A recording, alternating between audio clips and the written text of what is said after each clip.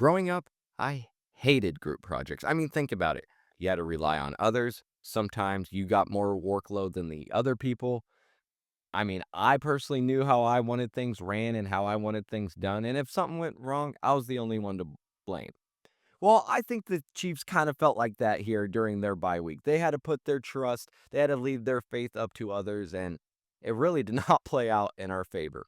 Well, welcome in Chiefs Kingdom to Chiefs Latest, your one stop spot for everything Kansas City Chiefs, usually in 15 minutes or less. It is your host, Calvin Silvers. Welcome in. Happy Tuesday. As I mentioned, the Chiefs were hoping for certain outcomes, maybe rooting for teams that they don't usually root for, and thanks, it just didn't fall our way. But we're going to talk about it and kind of look at how this plays into our future. But before we do, you guys know the drill and you guys know the goal that we're trying to reach. That's right. We are trying to get to 1,000. You heard me correctly. 1,000 subscribers by the end of this month. We're almost there.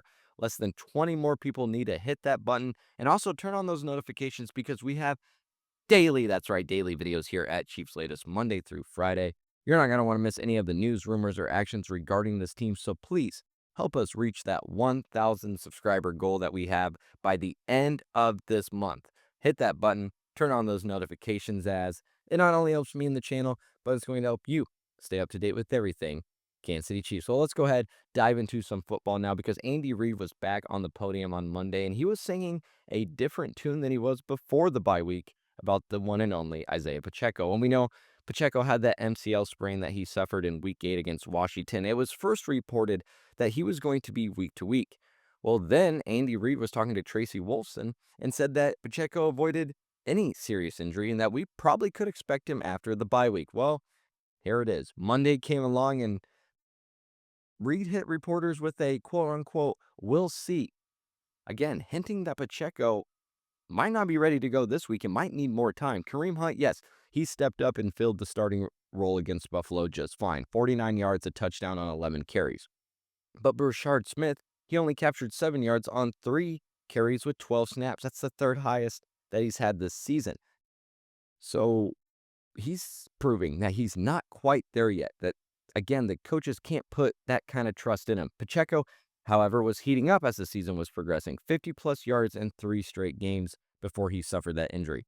I think without an addition of someone like Breece Hall at the deadline, you now need Pacheco back sooner than later. Again, Smith is just not quite there.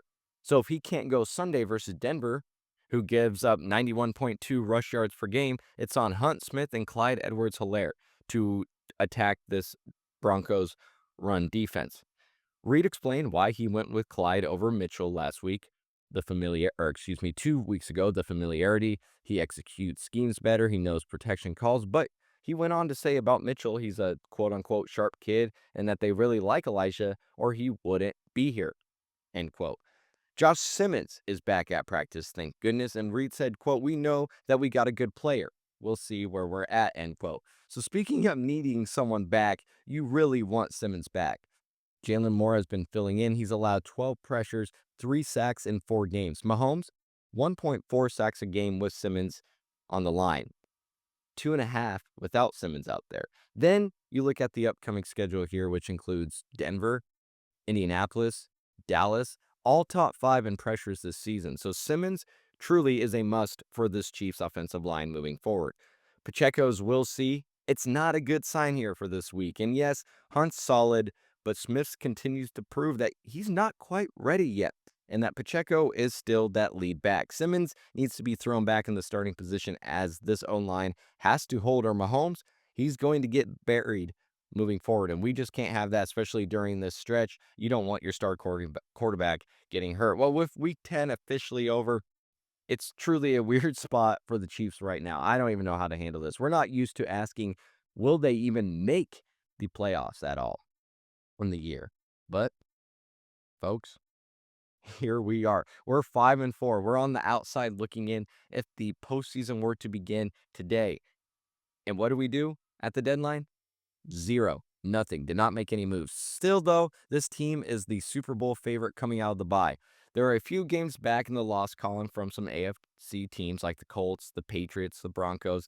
They're all sitting at 8-2 again. We're 5-4. The Chargers, they're 6-3 with a head-to-head win over us. Bills are 6-3, of course, beat us a couple weeks ago, but after their quote-unquote Super Bowl here, it seems like, the Chiefs regular season Super Bowl, they go ahead and they drop one to Miami on Sunday.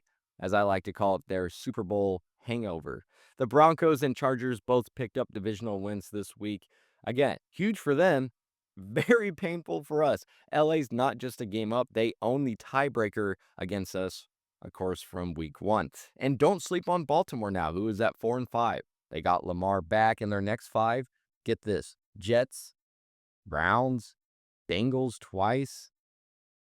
That's easily 4 winnable games in a terrible AFC North with a confusing Pittsburgh team. You don't know what you're going to get from Pittsburgh week to week. You really don't. The Jags, they're 5-4. They're still holding the tiebreaker from week 5. But Houston, they dropped 26 unanswered against them in the 4th. Beat the Jags, and we're really starting to see Jacksonville fade a little bit. Playoff odds right now, 75% to make it, down from 78%. You have 25% chance to win the AFC West. It was 28%, and only 4% to get the first round bye. Outside the division games versus Broncos and Chargers, you only have one other opponent. That's right.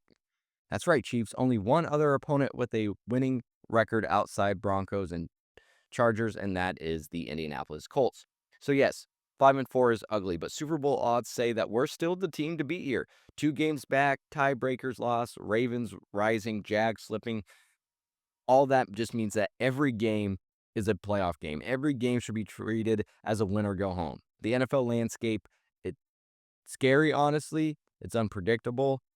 Just win your games. Remember, 75% chance for playoffs, 25% chance to win the AFC West, 4% chance for the first round bye. Urgency, it's maxed out. Only one real test left outside the divisional games. Just worry about winning out here if you're the Kansas City Chiefs. I don't think there needs to be anything else on your mind. Again, Vegas still loves you to be the Super Bowl winners. So knowing all this, let's look at some numbers again like we did yesterday. Winning all of its remaining games here will give this team a playoff berth. Winning 7 games should get the Chiefs in. If the Chiefs win 6 of their final 8 games, even if you lose 1 to the Chargers and you lose 1 to the Broncos, which will be the most critical matchups, they'd still have a greater than 98% chance to reach the playoffs. But it gets significantly harder if Kansas City loses 3 games. In that case, the probability of making the playoffs drops to 60-75%, anywhere in that range. 4 losses, a 4-4 record down the stretch, will make things really difficult. The Chiefs would need a lot of things to go their way. We don't want to risk that, especially what we saw this weekend. Nothing really went our way. So they'd have a lot to go their way at 9-8. They'd have less than a 20% chance to make the playoffs. Denver and LA have both won their Week 10 games, as we mentioned. Kansas City's path to the divisional crown really is only going to be made if they win out, or by both the Broncos and Chargers suffering late season collapses, but I don't see that really happening. The Chiefs' 4 losses make it very difficult to earn the AFC's top seed. Finishing 8-0 gives Kansas City just a 56% chance to get that bye. The odds for a bye drop sharply with a single loss, even if that loss came to the Cowboys, an NFC team. A single loss to an AFC opponent makes it even less likely. 2 losses, forget that. But again, the Chiefs shouldn't even be worried about reaching that moment. I would just worry about getting close to that divisional win if you can. So from here on out, going 6-2 likely gets us in. 98% odds. 5-3 is dicey, anywhere from 60 to 75%. 4-4, that's a long shot, 20%. Winning out really is the only divisional lock here. Again, no room for error. Every game is win or go home from here on out. Let's see if the Chiefs can handle it. I like them in pressure situations. So sitting in 3rd place in the AFC West after Week 10, the Week 11 matchup against the Broncos, it's huge. It might be the biggest game in this series in recent memory. Denver's on a 7-game win streak. They're clearly the team to beat here in the division. The Chiefs have won the AFC West 9 straight years. 10th in a row is on the line. This is the biggest game of the season for either team. Will the winner of the Chiefs Broncos game win the AFC West? I believe so. I don't think that's an overreaction. I don't see KC dropping the second games to the Chargers or Raiders. And Reed is 22-4 when he's coming off a bye. Denver's only won 2 games by more than 1 score.